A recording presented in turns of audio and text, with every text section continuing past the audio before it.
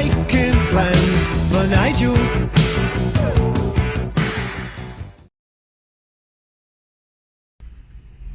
Hi everyone, here we are again in the Kona Electric, and I think I've got an opportunity here for a little video for you.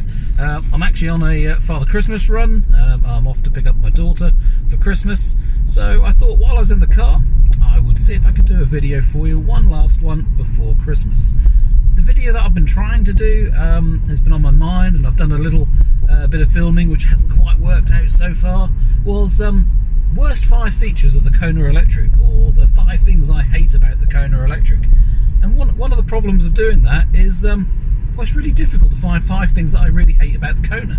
I mean, hate's a strong word, so I mean, I could tone it down and say 5 things I dislike about the Kona Electric, but every time I've tried to put a video together, it hasn't quite worked, and I haven't quite had the right number of problems to present to you.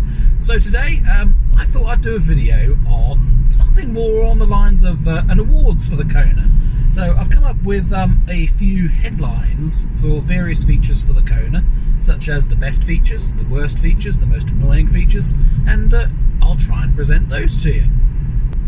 So firstly, the most missed feature, the feature that the Kona doesn't have, and that is, for me, it's the state of charge, the percentage of charge of the battery, the visibility of it. There just isn't anything. Yes, there is a display that shows you the percentage of the battery, but I monitor the status of the battery on a daily basis, and I can't do it remotely, so I can't see it from indoors. And if I have to go out to the car to do it, I have to unlock the car, open the door, get in, turn the car on, press the on button twice, then you have to press the EV button, and then sometimes it comes up with just dashes and doesn't show you the percentage, so you have to wait or press the battery screen, and then you can see the percentage of the battery, and that's just ridiculous. The first thing you should see when you get in the car is the percentage of the battery. You should be able to see the percentage of the battery from not even getting in the car. So there should be a way, I don't know, on the key fob or on an app, or just unlocking the car, it should come on in a way that it shows you the percentage of the battery. The thing that I find daft about it is the moment you get in the car and turn the car on, you can see the bars of the battery, but the bars don't represent a percentage, not that's easily discernible. So without studying the bars and calculating how many percent per bar, etc., it's not easy to work out what your percentage is. And I find that really, really annoying, and that's the feature that I think is most missing from the Kona Electric.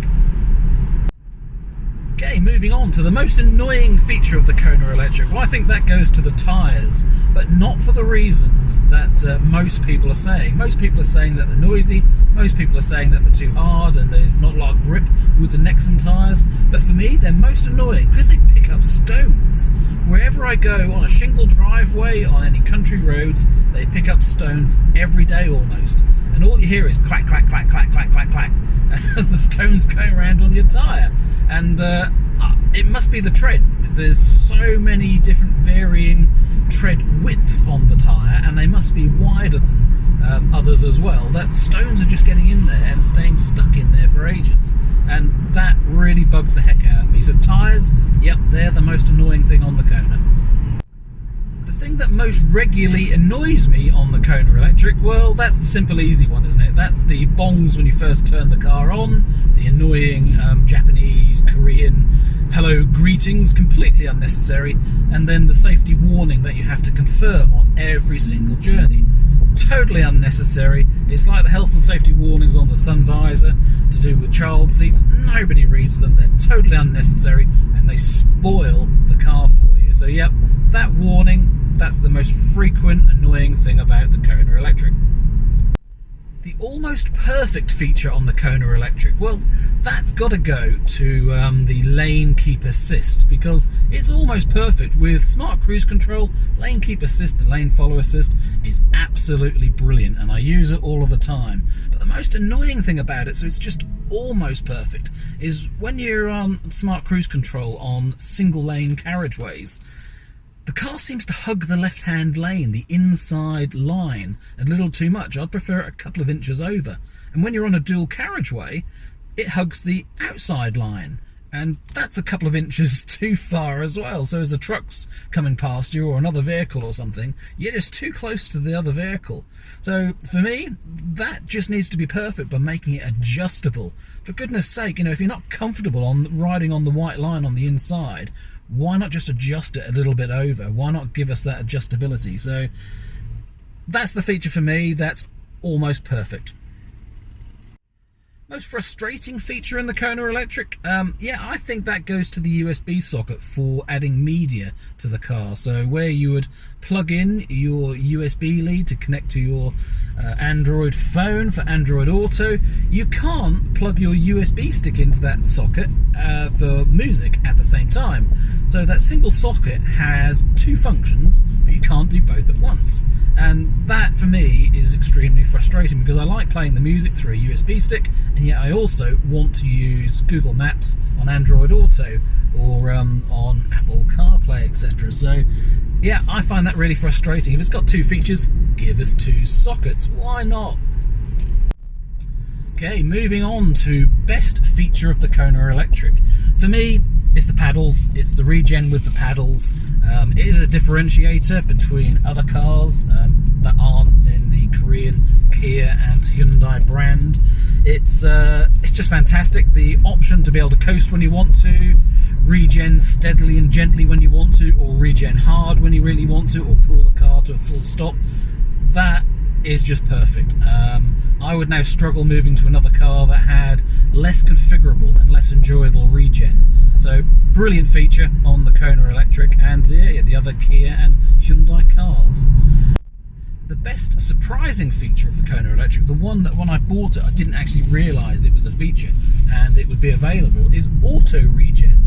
The way that it automatically brakes for you and automatically changes the regen levels as it detects traffic ahead. So if you've got it turned on, which is smart recuperation or auto regen, then as you're driving along, if it detects a car pulling out of a junction and you haven't seen it, the car will brake for you.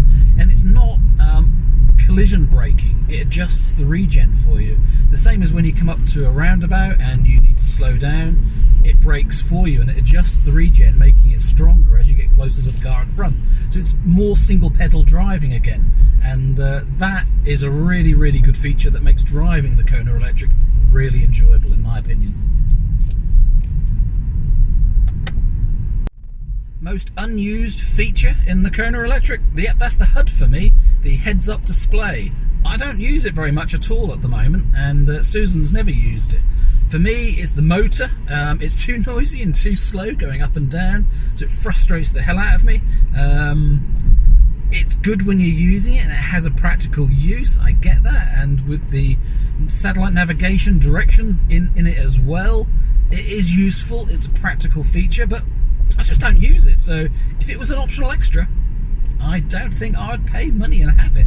I think I'd be happier without it. So until it actually gets to project onto the screen without this silly motor and a little bit of plastic that pops up, I don't think it's a great feature.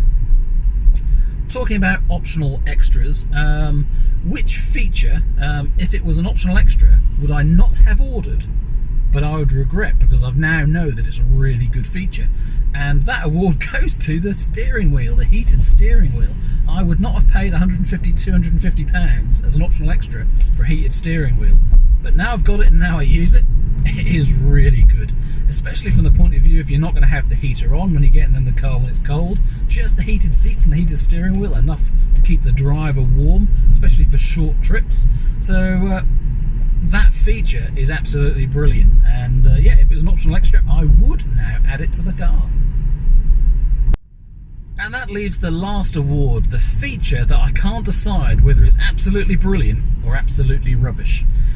And that features the lights. The lights, as in the front LED lights, are absolutely bloomin' fantastic. They are super bright, the auto dimming function is fantastic, the cornering lights really work very well as well. Front lights, absolutely fantastic. Reversing light and inside lights, well, they're like holding a candle up there, absolutely useless. So lights on the Kona, yeah, they're brilliant, but but they're rubbish also as well. So I think a lot of people have swapped out the bulbs on the inside and the reversing light to be an LED. That might be a really good idea, and get some brighter lights in there. And then they'd be one of the best features of the car, because the LEDs on this are better than any other car I've ever owned. Now, admittedly, I've never had a car with LED lights before, but these are really, really good.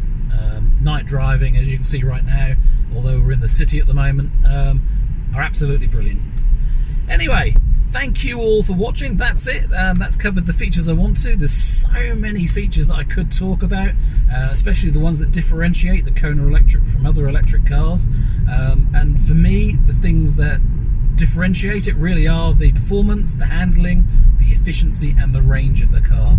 Those significant features to do with the drivetrain, that's what makes the Kona Electric brilliant compared to other electric cars.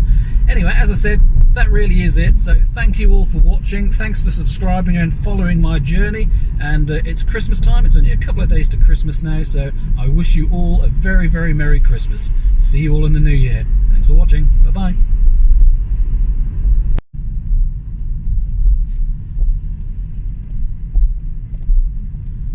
And Norwich is looking quite Christmassy.